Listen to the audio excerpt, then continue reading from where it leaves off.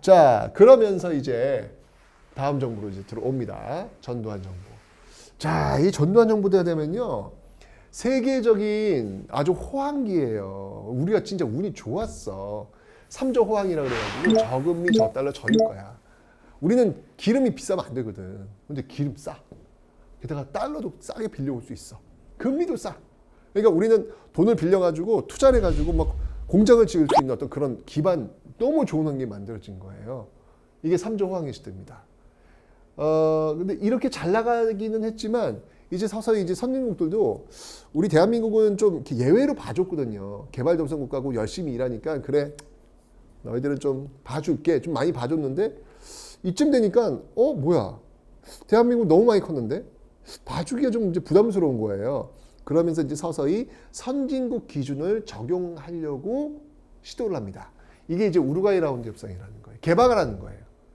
네, 우리는 그거는 수입 안 됩니다. 우리는 이거 수입하면 이거 만드는 사람들 죽기 때문에 우리는 안 됩니다. 봐주세요. 봐줬거든. 근데 이제 안 봐주겠다는 거예요. 똑같이 경쟁하라는 거예요. 미국 노동자와 한국 노동자 똑같이 경쟁하라는 거예요. 개방하라는 거예요. 그래서 이제 이때부터 이제 이런 그 개방 압박이 이제 오게 되는 거였고 최저임금법이라는 게 또 이제 이때 만들어지죠. 전두환 정부 때. 그 최저임금 지금도 오고 있지 않습니까? 그죠? 올해 최저임금이 얼마입니까? 뭐 9,000원 정도 되지 않나요? 네. 아직 10,000원은 지금 돌파를 아직 못했어요. 어쨌건 이런 최저임금법들이 이렇게 이때 만들어지고 있더라라는 것이죠. 자, 그렇게 있다가 노태우 정부 때 이제 지나가고요. 바로 김영삼 정부 때 되면서 이게 이쯤 되면 이제 우리나라가 자본주의 시스템이 좀 갖춰집니다. 그래서 먼저 제일 중요한 게 금융실명제. 저는 이때 대통령 긴급명령이 이제 발표되더라고요. 저 전쟁 난 줄 알았어요. 갑자기 대통령이 긴급명령을 하겠다는 거예요. 그래서 그 기자회견 하는데 뭐야? 무슨 전쟁 난 거 아니야?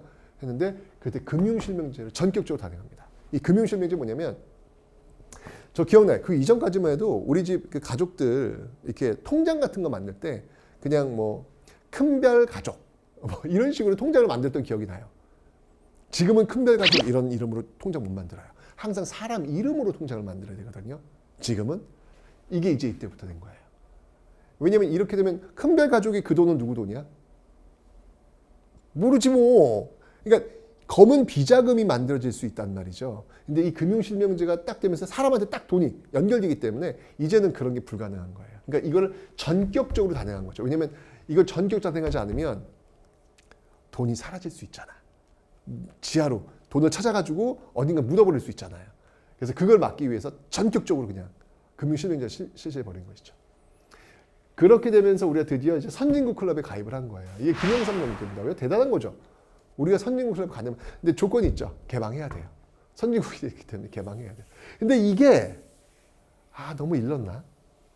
너무 일렀나? 우리가 아직까지 선진국까지 가긴 좀 너무 일렀나? 이게 이제 문제가 되면서 IMF 사태로.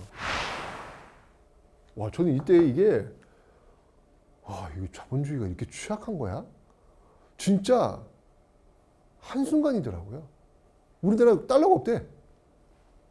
달러가 없으니까 우리나라 그 화폐 가치가 막 떨어지는 거예요. 막 인플레이션 막 엄청나게 오고.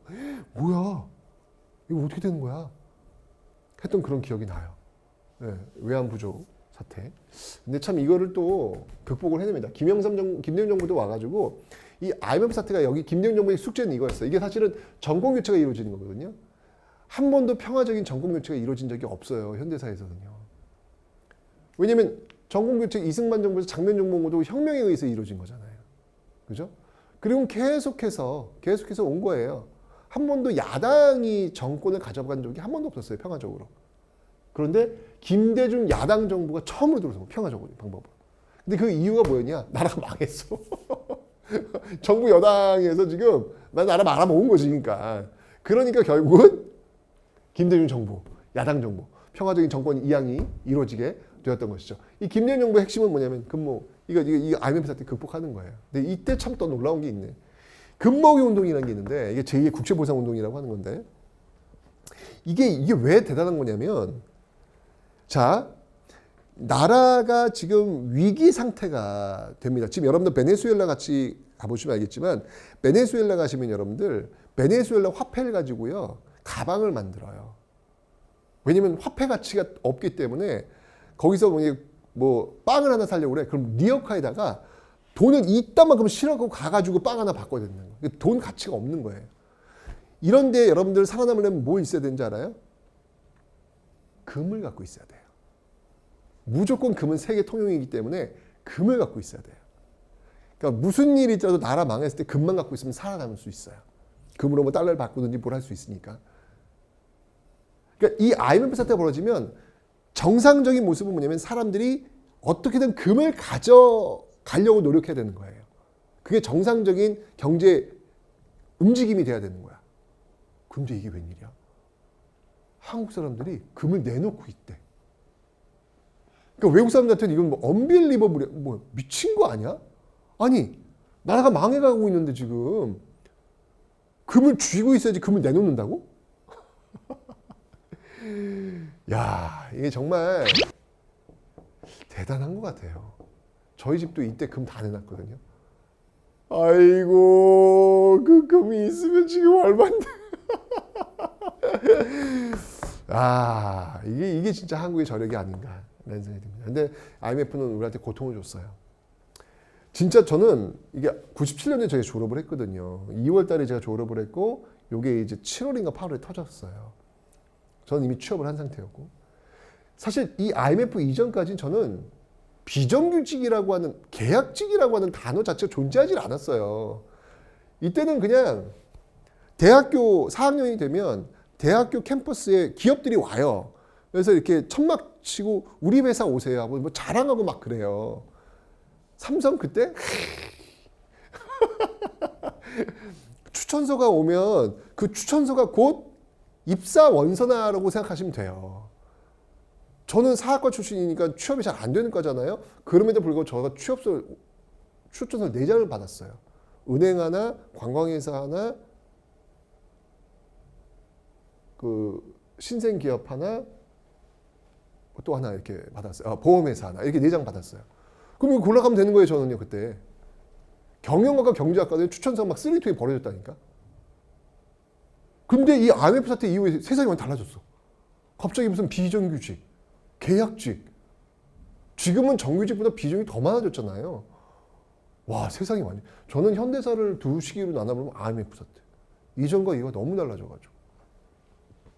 그때 이 노사정위원회 만들어가지고 진짜 정리하고 막 이거 하고 막 그랬잖아요. 예. 그런 모습들, 신자유주의 정책, 막 경쟁 효율에서 막 합병 정리하고 뭐 비정규직 이런 게 지금 막 난무했던 그런 시대가 바로 이 김대중 정부가 아니었을까라는 생각입니다. 근데 왜냐면 이건 뭐 IMF에서 좀 우리 그 목줄을 IMF 쥐고 있으니까 얘들이 하라는 대로 해야 되는 거예요. 개방해. 그 노동시장 유연성, 정규직 이거 좀 줄여. 뭐 이거 하니까 명령을 하니까 할 수밖에 없는 거예요. 그러면서 이제 이런 모습들이 나타나게 되었다.